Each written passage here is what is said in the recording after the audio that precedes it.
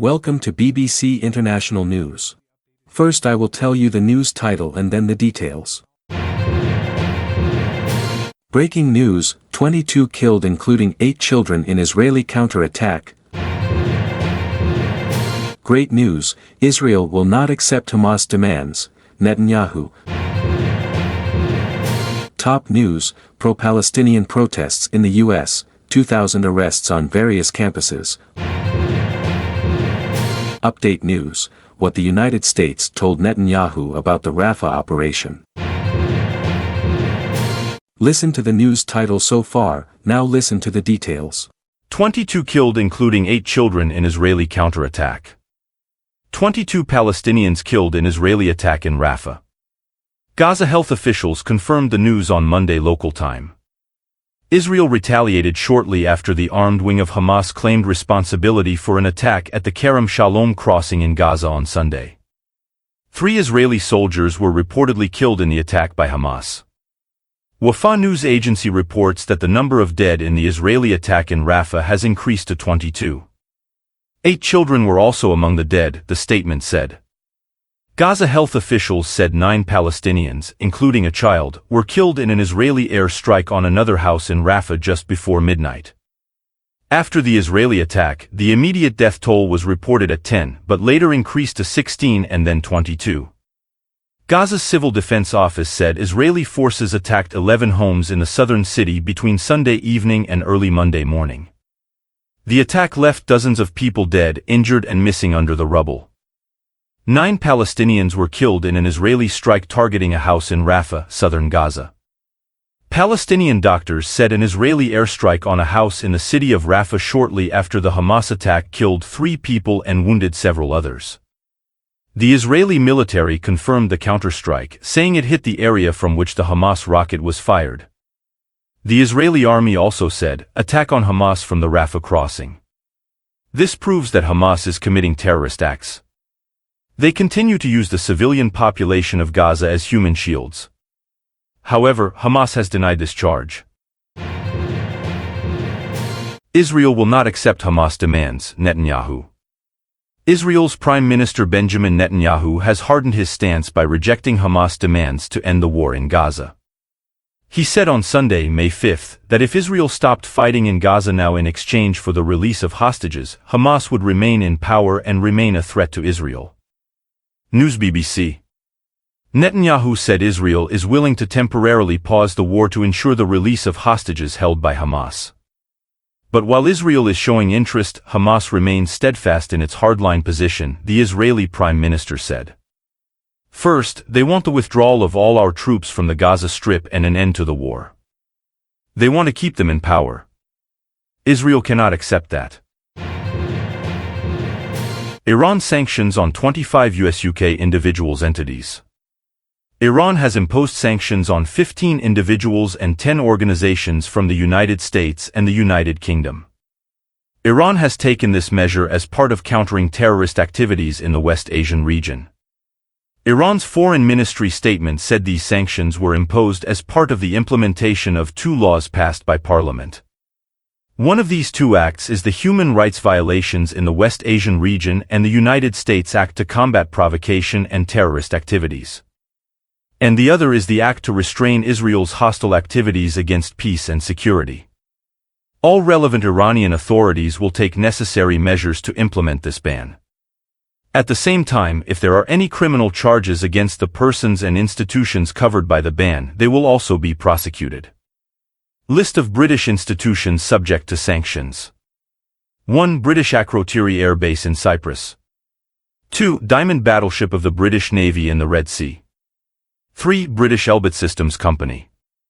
4. Maggot Parker British Company. 5. British Raphael Company. List of British people covered by the ban. 1. Grant Shapps, British Defence Minister. 2. James Hackenhall, Commander of the British Army's Strategic Command. 3. Sharon Nesmith, Deputy Chief of Staff, British Armed Forces. 4. Paul Raymond Griffiths, Assistant Chief of Staff, British Armed Forces. 5. Adrian Byrd, Director of Defence Intelligence, British Ministry of Defence. 6. Richard Camp, Commander of the British Navy battleship Richmond in the Red Sea. 7. Simon Clack, commander of the British Akrotiri Air Base in Cyprus. 8. Peter Evans, commander of the British Navy's Diamond in the Red Sea. Pro-Palestine protest in Chicago, 68 arrested. Hundreds of Americans protested for Palestine in front of the Art Institute of Chicago. The country's police arrested 68 people from there on Saturday. This information is known from a report of American media ABC News. On October 7 last year, Hamas, the armed organization of the Palestinian Liberation Movement, fired thousands of rockets at Israel from the besieged Gaza Strip. 1,400 people were killed in Israel. After that, the Israeli forces intensified the military action that has been going on in Gaza for years. More than 34,000 Palestinians lost their lives, and more than 74,000 were injured. Most of the casualties were civilians. In such a situation, a ceasefire is being called around the world. From the beginning, the students of various universities in the United States have been supporting Palestine in this conflict. The most active was Columbia University. Similar protests have erupted across the U.S. since the eviction of the Columbia University camp earlier last month. More than 2,200 people have been arrested so far due to the movement from various campuses in the United States. Students of Columbia College Chicago and the School of the Art Institute of Chicago took a position in front of the Museum of the Eight Institutes on Saturday afternoon. Andy Thayer, a protester, said Americans of all ages are waking up. They say the U.S. is once again supporting an oppressive government. According to the report of ABC News, since the beginning of the movement, the Chicago police have carried out such a large arrest operation. Hamas should accept ceasefire deal without words, U.S.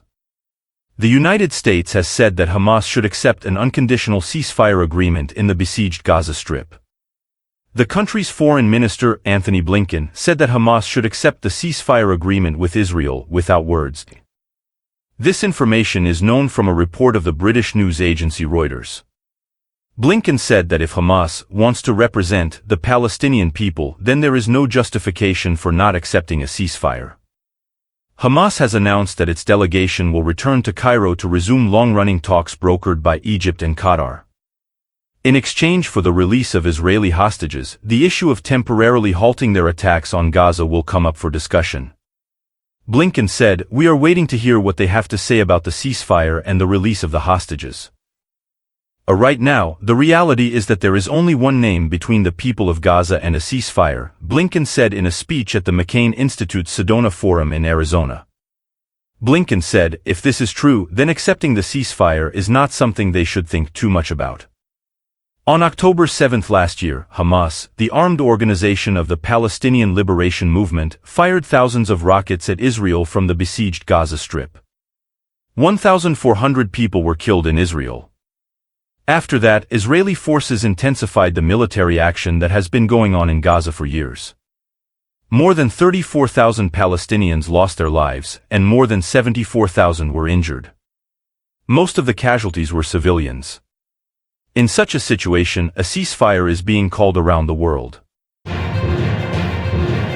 Pro-Palestinian protests in the U.S., 2,000 arrests on various campuses. There is a movement in favor of Palestine in various universities in the United States.